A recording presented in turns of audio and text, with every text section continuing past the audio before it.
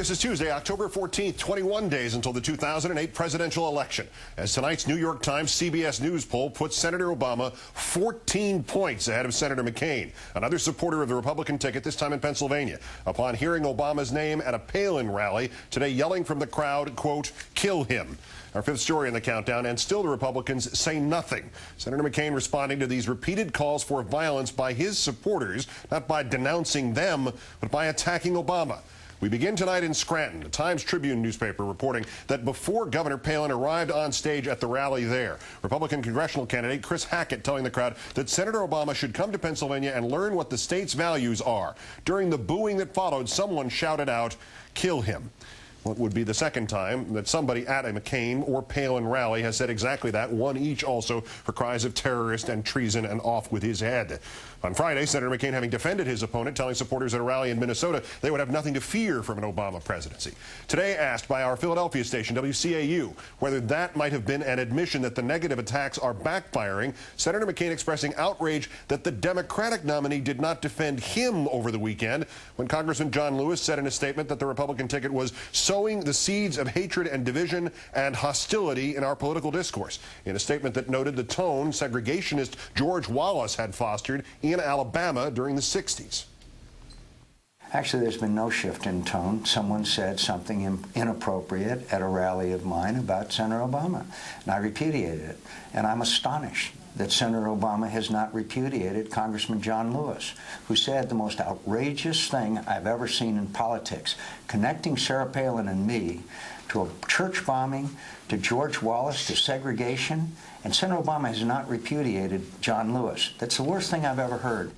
Congressman Lewis having already issued a second statement saying it was not his intention nor desire to directly compare McCain or Palin to Governor Wallace. Senator McCain having claimed just yesterday in an interview with CNN's Dana Bash that what is said about him at Democratic rallies is just as hostile.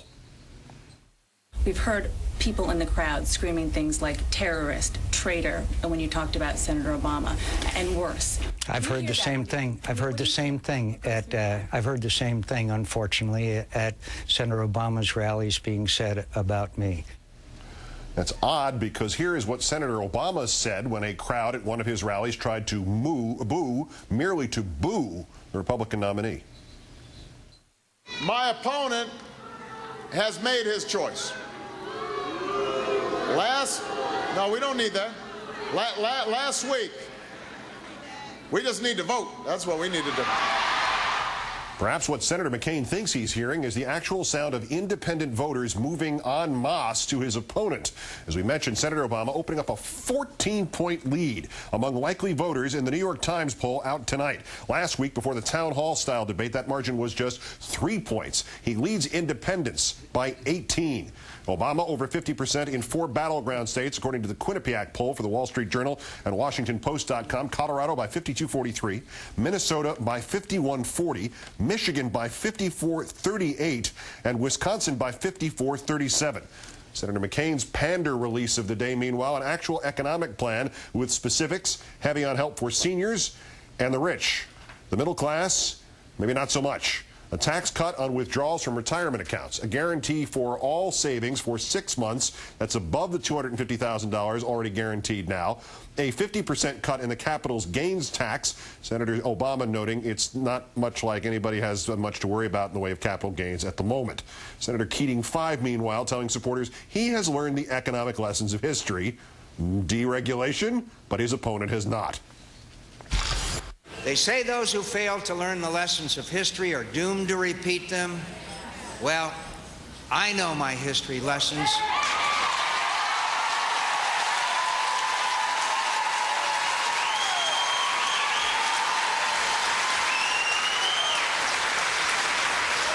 And I sure won't make the mistake Senator Obama will.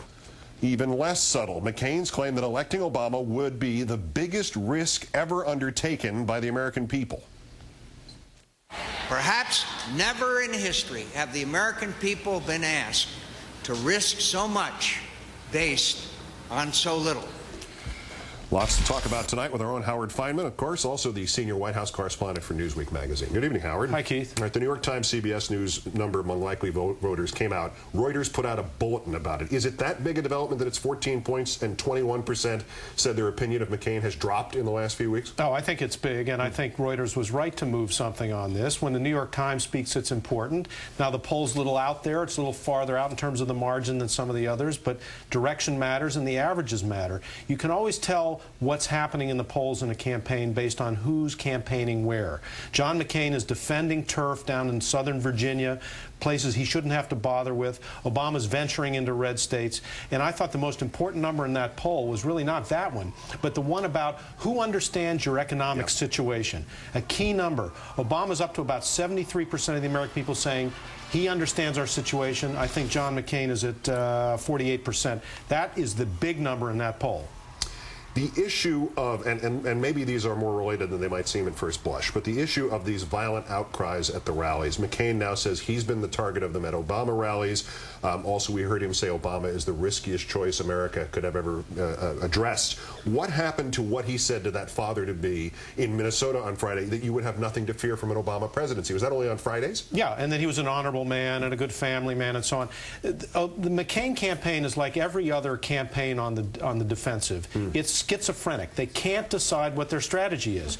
If Barack Obama is the greatest risk that we've ever faced, if he's palling around with terrorists, if he doesn't understand America, if he doesn't know what mainstream culture is all about, then the McCain campaign has a duty to go pedal to the metal against him.